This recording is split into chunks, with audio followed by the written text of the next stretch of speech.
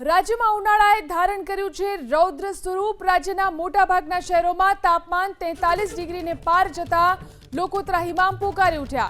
સુરેન્દ્રનગરમાં ગરમીનો પારો 45.5 તો કંડલામાં 45.4 ડિગ્રી સુધી પહોંચતા લોકો તોબા પોકારી ઉઠ્યા। આ ઉપરાંત અમરેલીમાં 44.3 ડિગ્રી, ગાંધીનગરમાં 44 ડિગ્રી, ડીસામાં 43.5 ડિગ્રી તો રાજકોટમાં 43.3 ડિગ્રી તાપમાન નોંધાયું। બીજી તરફ હવામાન વિભાગની આગાહી મુજબ સમગ્ર રાજ્યમાં સૂકું હવામાન પ્રવર્તી રહ્યું છે, જેના કારણે કાળઝાળ ગરમીમાંથી રાહત મળવાના હાલ કોઈ સંકેત નથી। હાલમાં વેસ્ટર્ન ડિસ્ટર્બન્સ અને સાયક્લોનિક સર્ક્યુલેશનની અસરને કારણે કાળઝાળ ગરમી પડી રહી છે।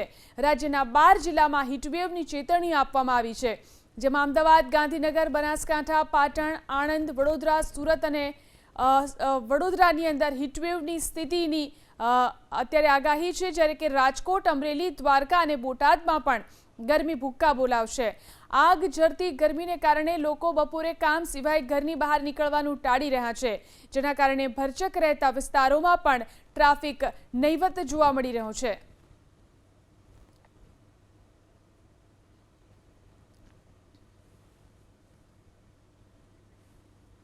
તો કાળઝાળ ગરમીમાં શેકાયું અમદાવાદ। સોમવારે 43.3 ડિગ્રી સાથે અમદાવાદમાં સિઝનનો સૌથી ગરમ દિવસ નોંધાયો।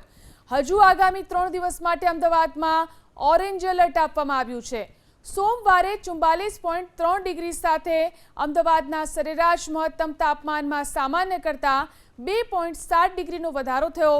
છેલ્લા 15 દિવસમાં અમદાવાદમાં મે મહિનામાં સરેરાશ મહત્તમ તાપમાન 44ને પાર થયું, જે અગાઉ 2013, 2026, 2019, 2020, 22, 23 અને 24ના વર્ષમાં બન્યું હતું, જેમાં 20મી મે 2016માં 48 ડિગ્રી સાથે ઓલ ટાઈમ હાઈએસ્ટ તાપમાન નોંધાયું હતું।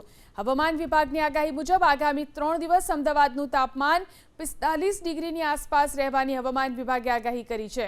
ગઈકાલે રાત્રે 30 ડિગ્રી સાથે સરેરાશ લઘુત્તમ તાપમાનમાં સામાન્ય કરતાં 2.9 ડિગ્રીનો વધારો થયો હતો, જેના કારણે રાત્રિના સમયે પણ ઉકળાટ અનુભવાયો હતો।